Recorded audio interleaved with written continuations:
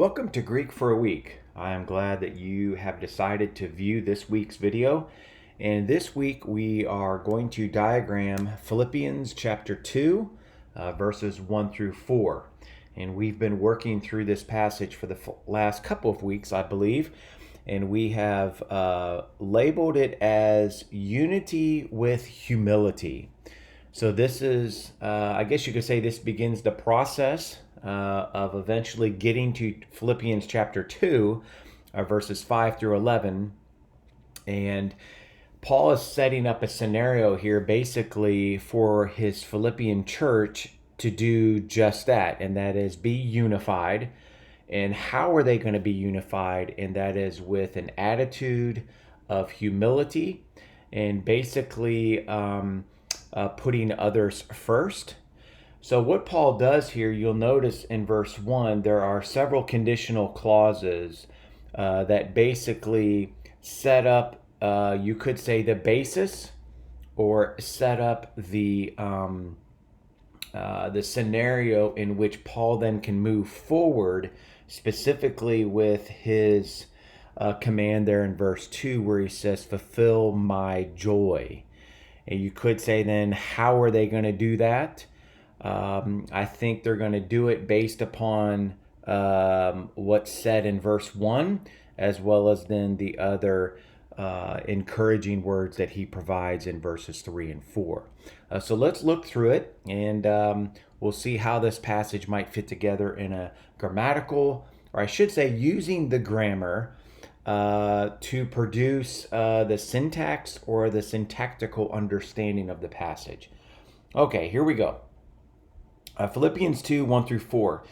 Of course, Paul begins with therefore, the un there in verse 1. Therefore, now here are the various conditional clauses. If there is any encouragement in Christ. Okay, so that in Christ there, here we have, you could say, the union between believers in Christ, that intimate relationship. If there's any consolation of love, any fellowship in the Spirit, and then any affection and compassion. If that's the case, Paul says this, fulfill my joy. So here's the imperative, if you will. Here's where Paul says, hey, complete, fulfill my joy. All right, now he uses the hina clause here. I'm going to suggest this hina clause here is not purpose, but you could say it's exegetical. It further defines what the joy is so that you have the same mind.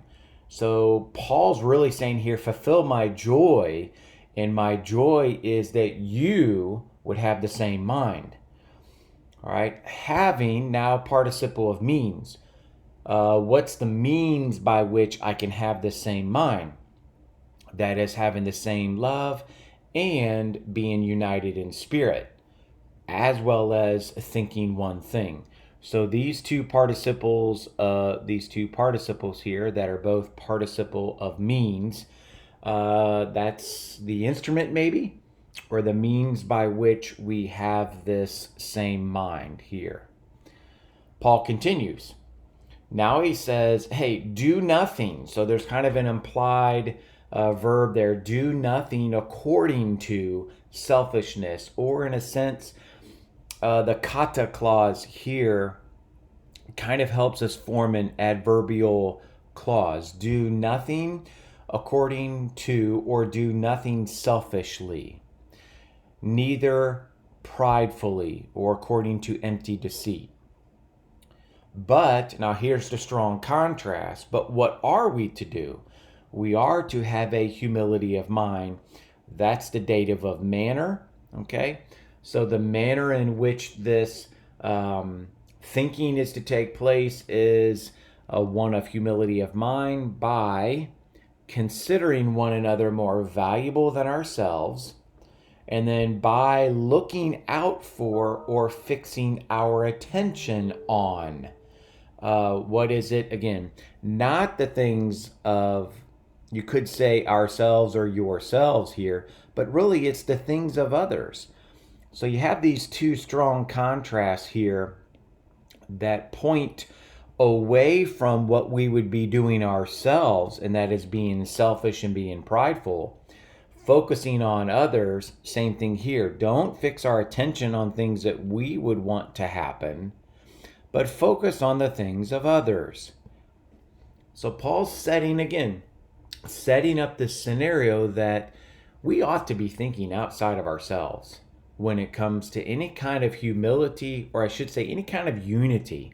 How is unity going to happen? Well, sure, you have to have a humility of mind, but boy, we've got to think on other people more so than ourselves. All right, so what does this diagram look like, and how might I preach it or teach it to others? I think conditions for unity would be a good way to describe all of those conditional clauses. It's God's working in the readers' lives. How so? All right. Through, he says, encouragement, comfort, fellowship, mercy, and compassion. And if you notice, all of those are related to God's working in our life through the Spirit and through Christ. So the encouragement is we have salvation in Christ. The comfort is Christ has a love for us. The fellowship is we get to share intimate relationship because of the Spirit. And then, of course, mercy and compassion. That's the gracious ministry of Christ in our lives. All of that is verse 1. All right, that was probably how I would start the introduction of the message. Then I would say, okay, what Paul's asking us to do is, hey, fulfill Paul's joy. How do I do that? Through the same love, through the same thoughts. Now, the same thoughts here, that's that unity of mind. He's not saying we all have to agree. He's saying that as we agree or disagree, we still ultimately have the same goal, that we want to be unified. And it's that disagreement that doesn't separate us so that we're not unified. Okay, so the means by which the joy is fulfilled is through the same love, through the same thoughts, by considering others more valuable than ourselves, and by fixing our attention on the things of others. And that's the manner in which the unity can occur. It's being others oriented. That's the point. Trust this has been helpful. You have a great week. We'll start Philippians 2, verse 5 next week. Have a great week.